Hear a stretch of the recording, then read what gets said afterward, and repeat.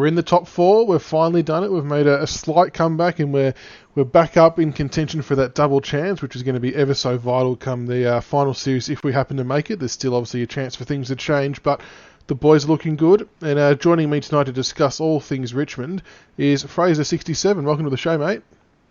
Thanks very much for having me. Pleasure to be here. No dramas at all. And as you're a first-time guest on the show, we'll always start with this question. How did you become a Tigers fan?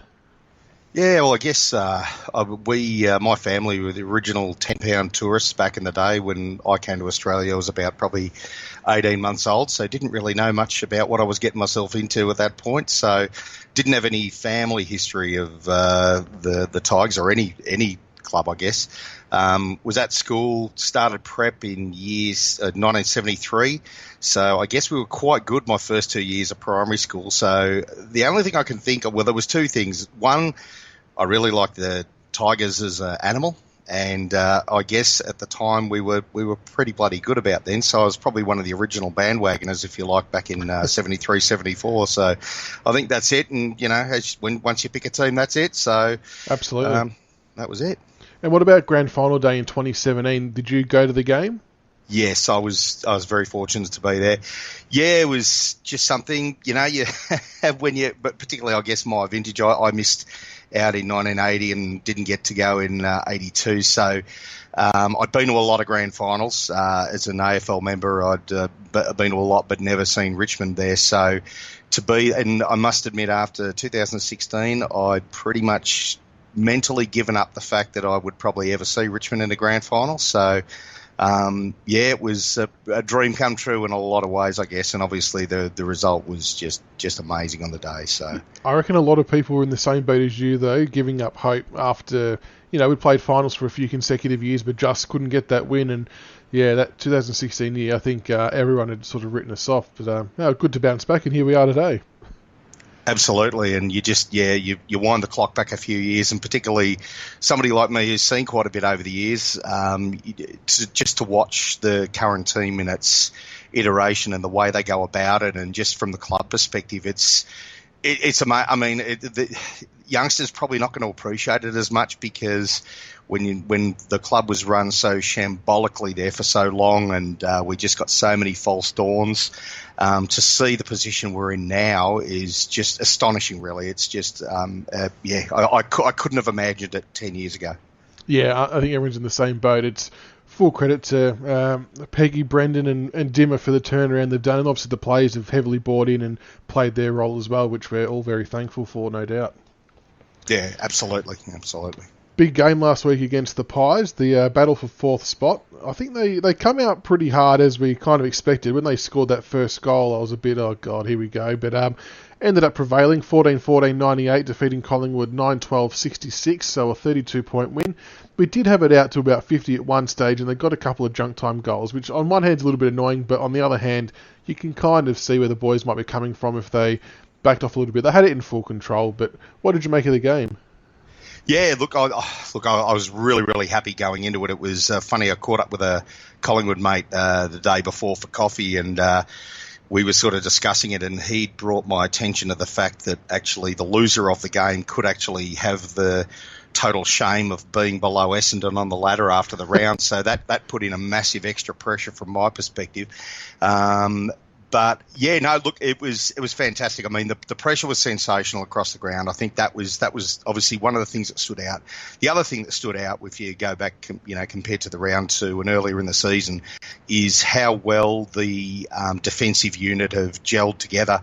They've obviously, you know, had to cover for the loss of Rancy and everything, and I think it's one of those things that just it's taken a while to get there. But if you look at the last 5 weeks, I think St Kilda have scored the most against us, and that was 70 points. I think everything else has been in the 50s and 60s in the last 5 weeks. So I think defensively, we've essentially the unit is really, really starting to gel. It's like they probably went through a period there early in the season where they thought, well, how the hell are we going to cope without Rance? You know, forget what everybody in the outside in the football world was saying, but even internally, absolutely imagine players would have had their doubts as to how they could go about it. And it's obviously taken them a while, and sort of Grimesy sort of saying he's now, almost taken on that vocal role, or a great bit of it that Rance has. But yeah, I mean, the run out, Basher was great coming out of that. I mean, Grimes is just unbelievable. I mean, it's best on ground by far. It's astonishing that if this guy doesn't get like All Australian this year, then there's just seriously, there should be an inquiry into it. I mean, obviously we don't underrate him as supporters because we see him every week, but he should be talked up there in amongst the best 2 or 3 defenders in the competition. I mean, there's no team in the competition he would not walk into any day of the week. 100%. It's ridiculous. So. And when Rancy went down, I think we even said it, and a lot of supporters would have maybe thought the same thing not long after, but if you were going to lose someone like an Alex Rance, you are better off to do it at the start of the year, just so the backline did have all that time to adjust. Could you imagine if we were full strength all the way through, and then he goes down now? That just throws the whole back end of the season into complete chaos. So as bad as it is to lose Rancy, obviously, much rather it happen then back at the start of the year, because the boys have gelled well, and what you said about Grimes is spot on. And you think back to his early days when we had those hamstring issues. I think we sent him to Germany, I think it was, to try and get himself right. And at one point, I mean, I thought there was a huge risk he may just have to retire because he would keep injuring himself. But to pull himself back to the player he is now has just been unbelievable. Yeah, absolutely. Yeah, no, I was very much along the same boat as you. I thought this is a guy that, although he shows a lot of promise, where the most games we're ever going to get out of him in a season is going to be 15. You've just got to resign to the fact that you're never going to get more than 15 games. And considering how durable he is now, it's amazing how the difference between the start of his career and now. And your point you make about Rance injuring himself early is absolutely bang on. And it actually goes across the ground when you think about all the injuries we had early on. If we lost Nankervis now, and if we like Lambert was out for a couple, I think, early on. So all of these young guys who've come in and got a chance, and actually, the Sydney Stacks, the Liam Bakers, who's been, in and out, so Shy Bolton and that, they now come in and they're not just bit part players. They're now becoming crucial to us going forward, and it's interesting. I look at this season as, even if we don't, we all ultimately want to win the premiership at the end of the season. But even if we don't, it's been an incredible season for our future development in terms of exposing all of these youngsters to come in and just play, and the confidence they'll get out of being able to play a fantastic role towards this going forward. I'm incredibly excited for the next couple of years. Yeah, it's almost been a blessing in disguise, as much as you don't want injuries. But yeah, if any of them were to go down tomorrow, at least we know there's guys ready who can step in and play those roles, and we'll still get a pretty good output from them. So that's it's a massive thing to have, good advantage. You mentioned our pressure earlier on. Jack Graham led the way with 13 tackles, and Bolton was next best on 7. 13 tackles in a game of footy is a ridiculous number, and I know the jury was kind of out a few weeks ago about his output in games and whether he should be in the side or not. But when you see tackle numbers like that and the pressure he applied around the contest, I thought he played a big role in sort of curving Steele side bottom around stoppages as well. He's just so important to our team. Yeah, absolutely. And side bottom has cut us up a few times in the past. Every time. It's just he's one of these guys that seems to go under. I mean, we don't tend to play obviously hard tags, and so we don't. We're occasionally that happens, but no, I agree with you. I mean, Jack Graham's one of these guys. I kind of almost equate him to me. He's what I think of George in the forward line. I think of Jack Graham in the midfield. And by that I mean that a lot of people, I think, unfairly pigeonhole, say, George in the forward line as just another small forward along with, a Butler, a Rioli, that sort of thing. The massive difference between those guys and George is that George will sit there and he will take an absolute thumping, whether it's a tackle, get crunched in a marking contest and just basically create a stoppage where other players wouldn't be able to do that. And I think the thing with Graham is what Graham brings in is his incredible attack on the player with the ball. Yep. And right from and I think from his first game, didn't he have the record for the most number of tackles for a first gamer, I think, in league history, or that's ever been recorded or something. I think I could be wrong about that, but I thought he had like 10 or 11 tackles in his first game, and they were saying that that's the most that had ever been recorded by a first gamer. And you can't just afford to lose those, particularly like, say, obviously we've lost Koch for the next few weeks. We can't afford to not have somebody like that in the middle of the ground that can actually put that sort of pressure on the opposition. Another thing I noticed I was watching on TV, and you mentioned off air that you were at the game, so it'd be interesting to see if you felt the same way. But for large patches of the game, we just dominated the repeat forward 50 entries. I think we won the forward 50 count 61-49, so that's a really big win. And it just felt like for maybe 10 minutes at a time that they just couldn't get the ball out of our front half. Yeah, no, it's one of the funny things, and it's like at the game, you go through. Well, certainly I go through stages, and I'll obviously get nervous, and I'm traditionally, when I'm at the game, I will be nervous and think of all the possible permutations that we could actually lose the game from any point in time. But I never felt that way on Friday. I just thought we were just completely dominant, and it just got to the point where I was probably as pissed off as Dimmer was right on half-time with those two goals that we conceded right on half-time. We would have been, I think, like 40, 48, 49 up at half-time. And I don't think that flattered us in any way. I think if we'd have been 10 or 11 goals up at half-time, that would have been, probably par for the performance, because it was, we were that dominant going, and it just looked like we were going to win the ball back every time.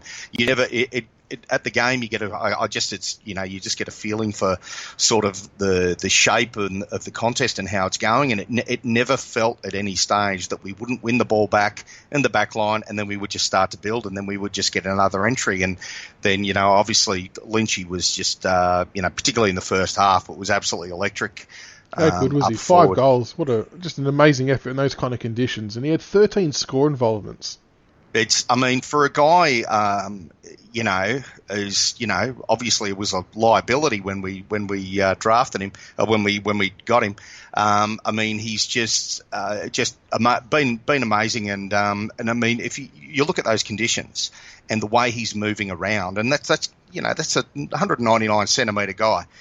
He's a big boy, and he makes smart decisions. And like that, I think one of the best things about having him and Jack there, I've said for years that generally the best deliverers of balls to key forwards are other key forwards, because they know exactly how they like the ball delivered to them. I agree. Yeah. And it was like, even going back to, I remember Richo in his early days in particular, when he'd get right up the ground. His kicking for goal was never brilliant, but if he actually had to kick to somebody else leading in the forward line, he'd pinpoint the passes, because he'd know exactly where they'd want him to go. So I think that's a really terrific dimension to have that we haven't had for a long time. And it's interesting because Jack Riewoldt, in the Collingwood game in particular, he kind of seemed happy enough just to play second fiddle. And I think a lot of people externally, and maybe even internally as well as Richmond supporters, weren't sure how they would go playing in the same forward line, if they both wanted to be the main man and if that would work. But it just sort of felt very much like Jack was happy for Tom to lead the way because of the presence he created, which kind of let Jack get off the leash. I think the goal that he got, he was about 5 metres off the pack and no one went near him. Yeah, it's Jack to me's pretty much become the ultimate team man, and he's been that way for probably 5 or 6 years, I think, at least. I never had any doubt when Tom came that there was never going to be this who's top dog or anything like this. I think Lynchy was pretty open, I think, when he came along, that he actually wanted to learn from Jack, and I think Jack is really relishing this, obviously the last couple of years with the younger, smaller guys in the forward line, almost playing that coaching role in terms of the structure up there. And I think it's something he does. He's developed really, really well, considering it probably wasn't a big part of his game early on when he sort of first got into the team. But I think now he's just such a a great, just such a great team, man. I mean, whoever's, he doesn't. I don't at any stage think, geez, if Jack hasn't kicked 3-4 goals today, he hasn't contributed. I mean, I think he's realises that it's all about the team success, and yep. I think that's one of the things that when you do win a premiership and you realise how important it is for the team and for everybody in the squad and in the club, that it's one of these things that you go, well, that's the ultimate, that's what you want to do, and if it's going to help the team for you to either act as a decoy or drop off or do some blocking or whatever around there, then and that gets the result, then that's what you do. And the best part is there's going to come a time where Tom will be having a down day, no doubt, and he can return the favour, and then Jack's off the leash, and that's the luxury that we've now got if they're both on the park, and yeah, it's going to cause many headaches for many years to come, hopefully. Yeah, absolutely. Yeah, that's and also if you get a situation where for whatever reason one of them's maybe double teamed or whatever, back in the old good old days. I remember one day being at the G, and it was a Brassy coached Melbourne side, I think, and he went in and chose to double team Roche the whole game. Basically just the entire game until I think about halfway through the last quarter. And I think Bruce Monteith helped himself to 8 goals that day because he basically didn't have an opponent in the forward line. So it was like, well, that's, that wasn't exactly successful. I think we won the game by about 18 goals or whatever anyway. So it was, it sort of seemed like it was one of those things you go, well, it probably didn't quite, you probably stopped Roche from kicking 14, but it didn't really have much an impact on the game. But yeah, you're right. It just gives that, having the two of them there, that's it. And I think probably early on this season that Tom probably, and rightly so, he would have felt a bit of pressure. I mean, he's a young guy coming off a knee injury, coming in a completely new club, new state, new environment. He's had to move home. A lot of people, don't forget. I mean, it's a big thing to actually have to do something like that. Yeah. And that's what pissed me off so much about Dickhead's liability comment a few weeks ago, where it was like, look, that all these things are happening, and you just, he reacts like a shock jock, Lloyd, and it's like this, yeah, and that's what he is. I know he's designed to get a rise out of people and everything, but then turn around apologising for it afterwards, no, it doesn't cut it for me. He knew exactly what he was doing and saying, and I think given that what we're seeing the benefit of now is that having Jack in there is that Tom mentally now realises, oh shit, it's not all up to him. It's a very, very much a team game, and it's not, it's sort of taken that, I think, that mental load off him more than anything else, and I think it's probably freed him up to play. But because he certainly looked the last 3 weeks that Jack had been in, he's certainly looked, I think a happier player out there, and just more intense at the contest too. So it's been great. Very good signs. And what about the ruck battle? That was probably a big part of the game that I wasn't sure how we would go. But I thought Soldo and Chol were very, very good against Grundy and Cox. And Grundy's one of the better ruckmen in the comp, if not the best. And Cox is just obviously a man mountain. But despite losing the hit-outs, I thought we did well to at least halve the contest and give our midfielders a chance, because we ended up winning the clearances by 2. So I think the boys did a really good job. Yeah, absolutely.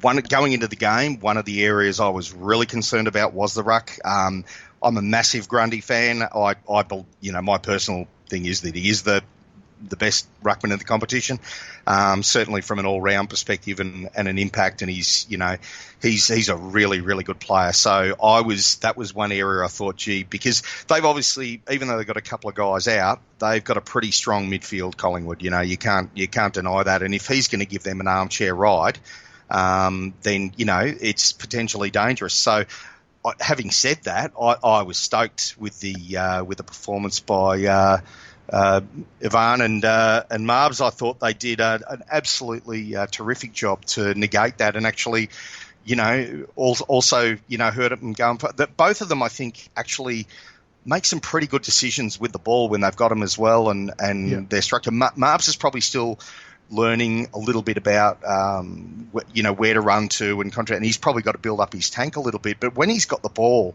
he's a terrific user of the ball, and a very, very good kick, whether it's for goal or to around the ground. It's so no. I thought the ruck was great. I was really, really happy, and it's one of those other things. If you just said to me before the start of the season that we're going to lose Nank for most of the season, well, given the rucks that we had or thought we had, I would have said we're going to be in real strife here. But that's been a terrific positive as well.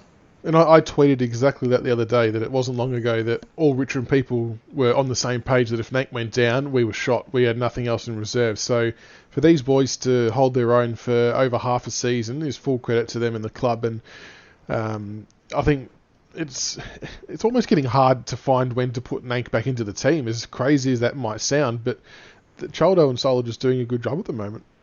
Yeah, it's exactly. I was thinking, I was originally last week, I was thinking, do we chuck Nank in? But then, it's like I don't want him to be underdone, exposed against Grundy. Yeah. Having seen that but if you'd asked me before last week's game, I would have said, well, I definitely want him to come in for Max Guy on the following week.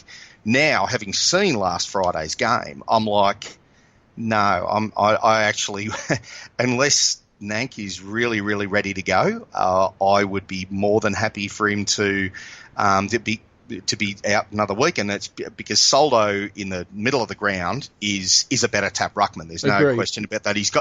Certainly, if Gon knows if he goes up against Nank, he's pretty much going to get the hit out. And I think psychologically, if you're going one-on-one with somebody like that, and you've got them beat like that, they're like, right, okay. They can set their midfield up a lot better and knowing what's sort of going to happen. But he wouldn't have played against Soldo before, because I think Nank played the last time we played Melbourne, or maybe I could be wrong with that. I'm not 100% sure. But if it's the first time that Soldo's going up against him, he's got that unknown factor as well, where you go, well, I don't know how this guy's going to jump against me and all this. So you've got that. So no, I'd keep. I'd be happy to give Nank another run in the twos. The only thing I'd say is, with even going forward to September, is I'd probably like to give Chol and Soldo a week's break between now and the end of the finals at some point, and whether you rotate them out. So whether the following week against Carlton, maybe Soldo comes out, and then maybe the following week against West Coast, Chol gets a rest or something like that, just to freshen them up for going into the finals as well. So, but anyway, we'll see what they'll do. But yeah, I wouldn't rush Nank back this week. Definitely not. We've mentioned obviously a little bit about how good it's been for these young players to have an opportunity to come up and play due to our injuries. But I think the other thing that's gone unnoticed, and I haven't actually spoken about this much on the show, so that's a lot of my fault, but everyone still knows it, is our VFL team is still extremely strong. Sitting first, we knocked off Collingwood last week by 55 points. It's just unbelievable to think that with the players we've had out and these young kids coming in to step up from the VFL, to then still be winning games and be on 13 wins and 2 losses, it's just mind-blowing. Yeah, I'm not, I can't really add much more to that than you pretty much exactly how I feel about it. I assumed that with all our injuries and that we, the VFL team would be getting blown away, but it just shows you how far our club has come in terms of the personnel that they've picked, whether it's players, to supplement the VFL list, or the guys that are coming along to be developed for the AFL team. It's just amazing how well everything is run down there, and it goes. Yeah, I mean, I don't, I haven't seen any of the I've seen a little bit of the VFL on TV. I haven't been to see any games in person, but when you look at I think for me, the way I like to see one of the key measuring sticks I like to have in you look at any club is that what happens when players get dropped for the seniors and go back to the reserves, and do you have a situation where they drop their head, they crack the shits, and they're like, nah, I'm above this standard, it's not going to happen. And it doesn't seem to happen to us. It's like players will go back, when Shai Bolton got dropped a few weeks ago, and it was probably a little bit harsh in some ways, but he goes back and then, he'll pick up 30 possessions and kick a couple of goals and that in the midfield. And, and it's like, and I think that just creates, that buzz and that enthusiasm there. So you got the younger VFL guys who are seeing these guys come back. They've played with a lot of regular AFL players this year that they probably wouldn't have normally got. So it must give them quite a lift as well. I think when these guys come back to the VFL. But yeah, it's probably a lot of it is that we obviously the way the club is coached now, it's such a structure in that guys are coached to play particular roles to fill in with how we want to play. And so you see that when if they do get dropped back to the AFL or we bring people into the VFL, they can fit that structure. And then likewise, when we see guys come into the AFL team now, it's like they've been there for not years, but they've just walked in and they don't look like they're deers in headlights or anything like this. They go, well, no, this is my job to do. This is what I've got to do, and I'll go and do it. And that's what the good teams are able to do, isn't it? They're able to have that one person mentality that Alistair Clarkson was so famous for. And we're definitely seeing the rewards of that at the moment. Absolutely, yeah. Very, very similar to the Hawthorn team of, basically the three-peat. But even being my vintage, you can go back to the Hawthorn in the 70s and 80s, always had the mentality of the reserves. I mean, Michael Tucker, I think, played about 50 games in the reserves before he actually played in the seniors. And it was because, well, he's playing this particular role. There's not a spot for him, but when it opened up, bang, that was it, and he was in. It's something a Hawthorn have always done well in my lifetime. Certainly Clarko's definitely adopted that there, and whether that's something that Dimmer's picked up working alongside Clarko, or it just makes sense when you look at it. Yeah, exactly right.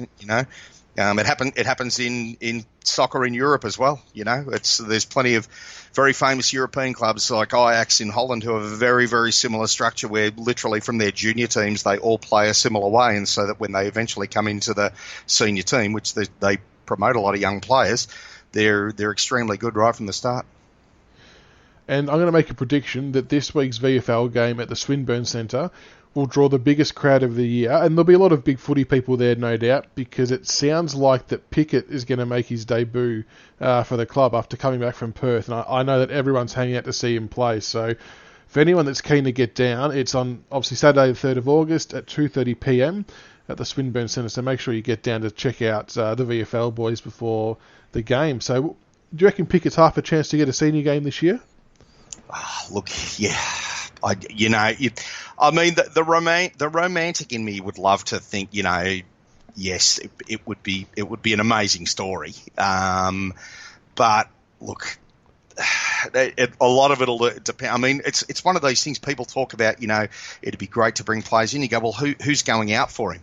These things we've already. If you look at it like we say, so we got McIntosh out at the moment. You expect him to come in this week, probably. For Koch sort of thing. It's like Koch you assume will hopefully come back in. Nan Curvis has got to come back in. There's a lot of guys who've got to come back in. So yeah, I look if he comes in and he's good enough and he can have an impact and they think he'll he's worth a shot, then yeah. But I'm not sort of hanging out to think that he's going to be Norm Smith medalist or anything like that. Yeah. Although I've already got Stacky penciled in as Norm Smith medalist anyway. So wouldn't that be a story? Jeez. Oh yeah, and could you imagine the dancing on the podium as well? It's that would definitely be something for the highlights reel for many years to come. And before we can even sort of start thinking about finals, Josh, we've got a couple more small stepping stones to go. Melbourne this week. Every game's been a big go. I know it sounds silly because they're 17th, but it's still always a danger game I find with Melbourne. They always seem to get up and about when they play us. And they're not going to like being 17th. And we need to keep winning to hold on to fourth spot, essentially, because the Giants have got a pretty good run. And they're sitting right behind us. And we have one slip up. We're pretty much going to fall out of fourth spot. So massive game, a lot on the line this week.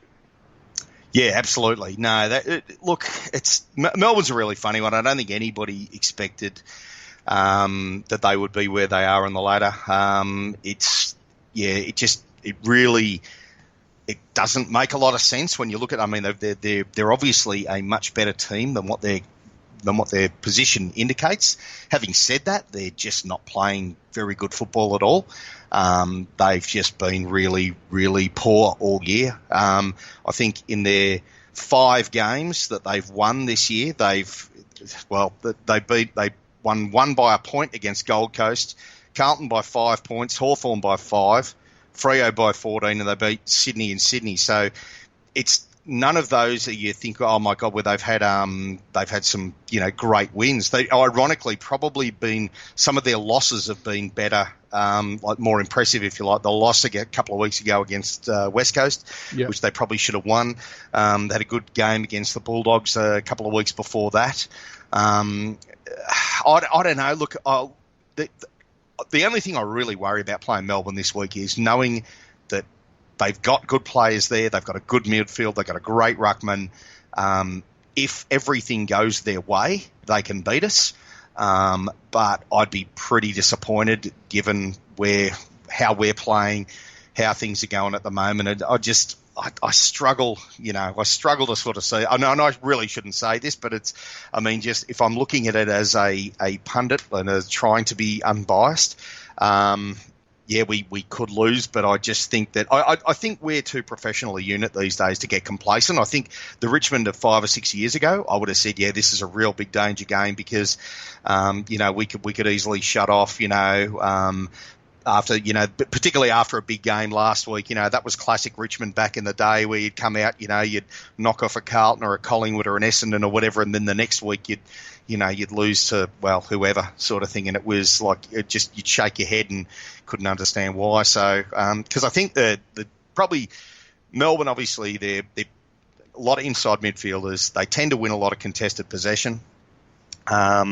Something we've sort of tightened up on a little bit, but we haven't really in the last few years. It's never been a massive indicator for us, contested possession as to whether we win games or not. I just think, last time I had a look, I think Max had like 48 hit-outs, 17 possessions. The rest of their midfield they'd 20s to high 20s each, and we still absolutely pummeled them, really.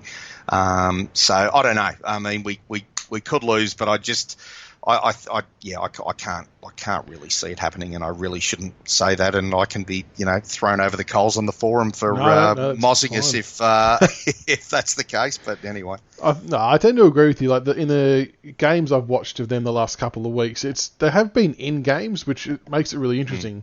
And that probably adds to your point that some of their losses have been better than their wins, but they just seem to crumble really easily at the moment under any kind of pressure. They just don't have that belief in their skill set at the moment to pull off those kicks inside the corridor to open up the ground to make that transition. So, and unfortunately for them, the pressure game is kind of our one wood at the moment. So I can't see that ending well for them.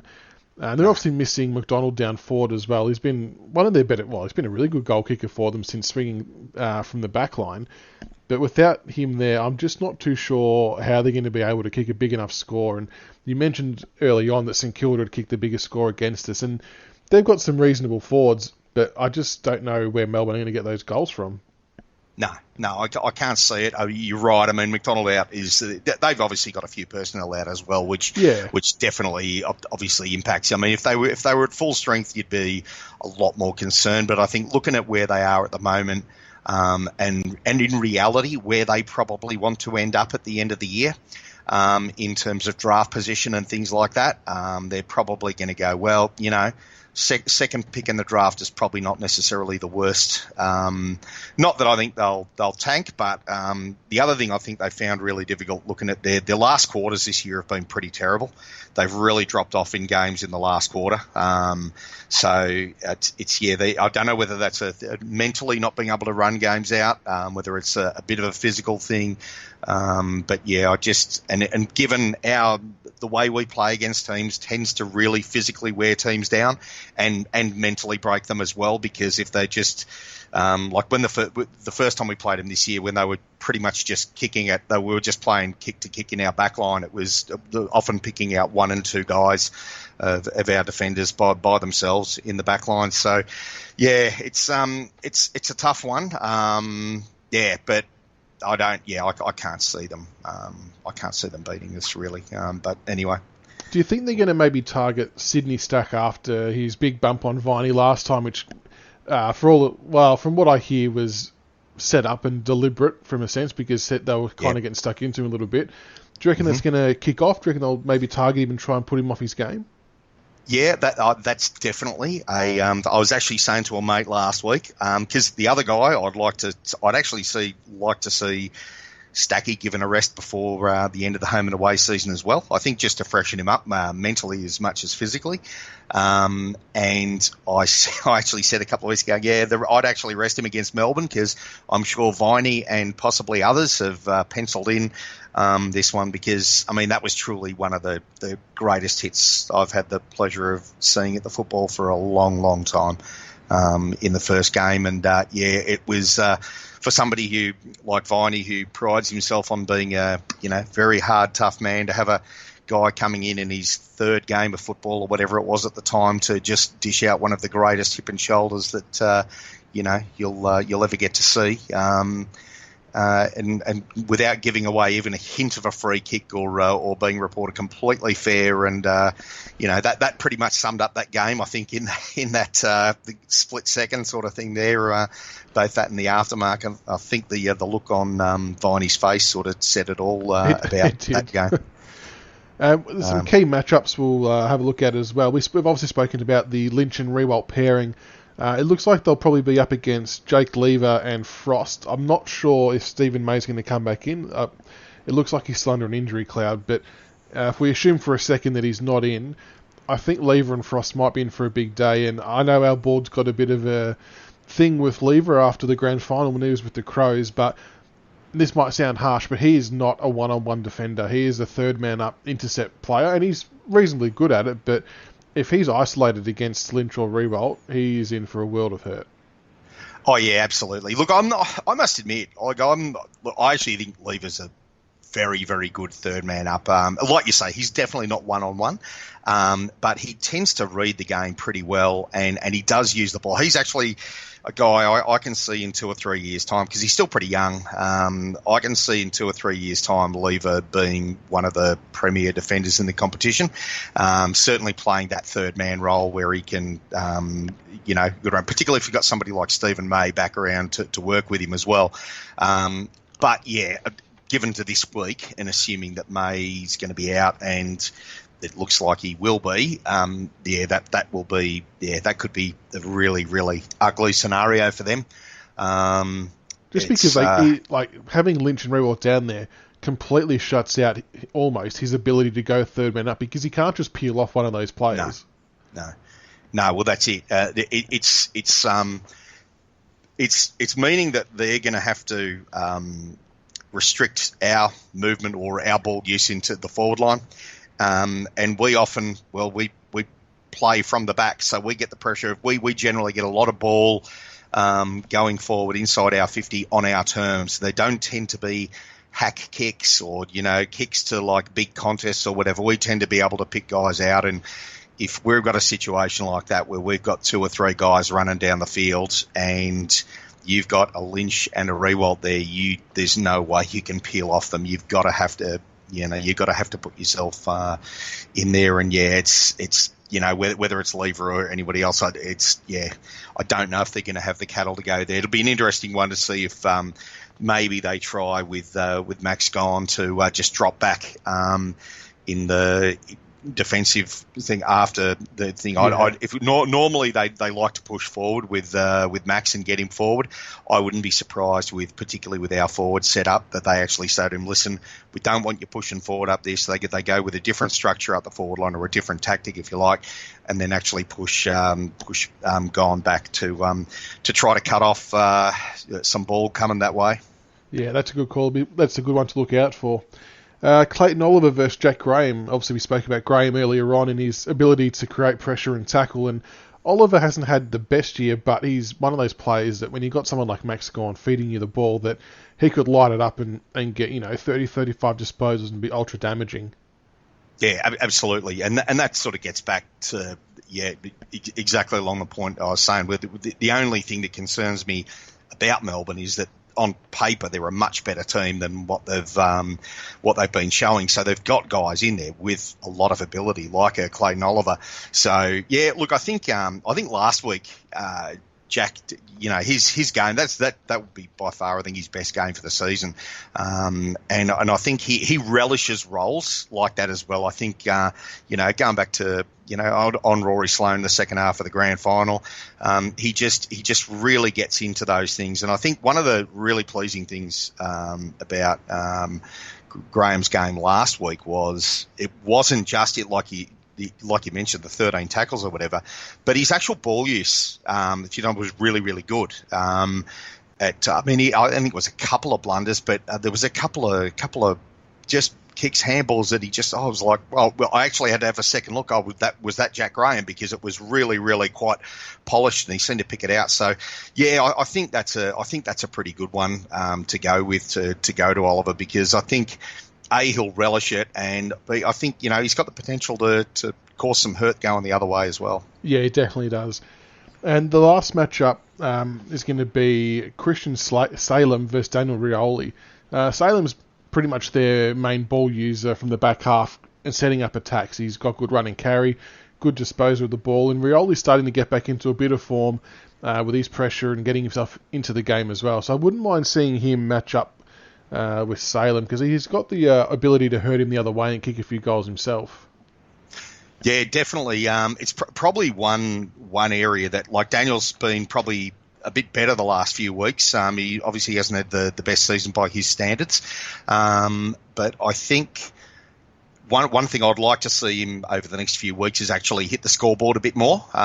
He's been good on the pressure, bringing teammates into the game, but I really like to see him actually hit the scoreboard more. But equally, as you say, having that role on Salem, where, that's it. I just wouldn't give him an easy kick out of the back line, because look, we see what happens from our perspective if our good ball users get it from the back line, whether it's Basher, Vlosten, short from a distance perspective, you can set up an awful lot from the back line. So if you can, it's become the modern day football, one of the most key positions on the ground, really, that those running backs that can dispose of the ball and use it going forward, they just become so important. Probably, going back to that Hawthorn team, probably the role that, Luke Hodge made his own there for a long time, just, set up so much of their forward movement from the back half. Yeah, it's vital, and if we shut him out, it's going to go to a long way to winning the game. We've mentioned a little bit about Nankervis already and our thoughts there, with maybe him sort of sitting out another week, just given the influence Gawn can have. Obviously, Cotchin's out with a hamstring injury. Now, Caddy didn't play VFL last week, and there's been a little bit of speculation he might have a slight ankle injury. Do you think he's going to come back in, or do you reckon it's going to be McIntosh, who you mentioned before? Yeah, and I'm pretty sure it'll be McIntosh. I've got reasonable information that he was essentially just rested anyway.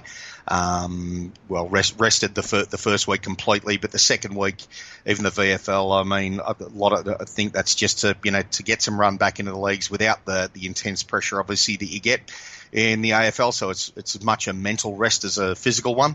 Because I see, Camden as a pretty important part of our team. Yeah, definitely. So certainly in September. I don't think they bring Caddy in this week. I think possibly next week, depending on what happens this week. But certainly, I'd bring K-Mac in this week for sure. Yeah, I think I agree with you. I reckon he's pivotal to our finals game. And I was okay with him being rested. And if we're in a position where we can play and manage heading into finals, I think that's a pretty good spot to be in as well. Absolutely. I think the big, the thing that's obviously the big difference between this time last year and this year is this time last year we were just basically stumbling to, well, not so much stumbling, but we pretty much knew we were going to finish top. So it was like players, I think, apart from anything else, can, mentally switch off or whatever. It's a natural thing, and you go to try to physically, so you drop that intensity. I love the fact that this year we've actually got West Coast and Brisbane in our last two games. I think it means that, we have to win them. I mean, looking at I've done the old ladder predictor, as probably most of us have, and we can win all four of our games left and still finish fourth, depending on percentage, and that's where I sort of look at last week against Collingwood, those 2 goals before halftime and the last 3 at the end of the game. It's happened a few times where teams have just got goals laid on against us, and percentage could be absolutely crucial. So, I think that's going to be. So I like the fact that we got 2 very big games to finish off the season with it. So we're not going to be able to just, like I think last year against Essendon, that we rested half, Cochin, and there was a bunch of players, and it was like it's not the ideal preparation you want to go into cutthroat games in September. To have that match hardened kind of approach in a must-win game, I think it's going to be a much better preparation. All right, before we let you go, we'll get a tip including margin. What's your final prediction for the game? Well, Tigers, obviously. And look, I've said 47.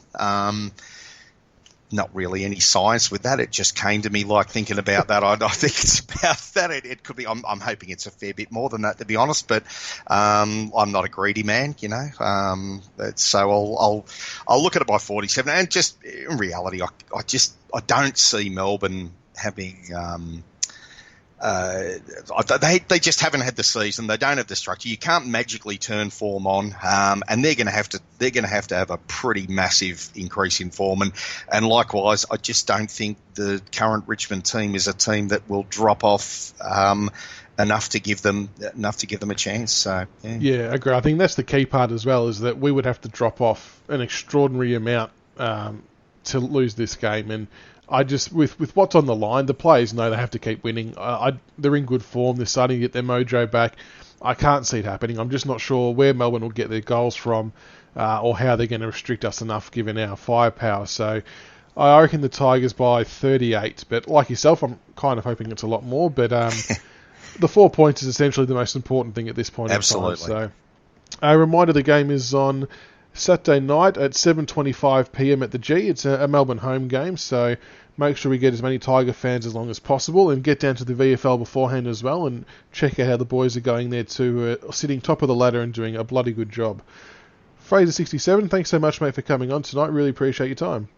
No worries. Thanks very much for having me. No worries at all. Until next time, go Tigers.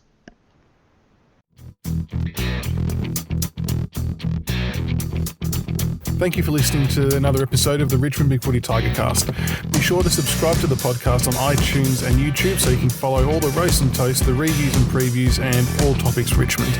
Also keep an ear out for our special episodes of interviews with past players. Go Tigers.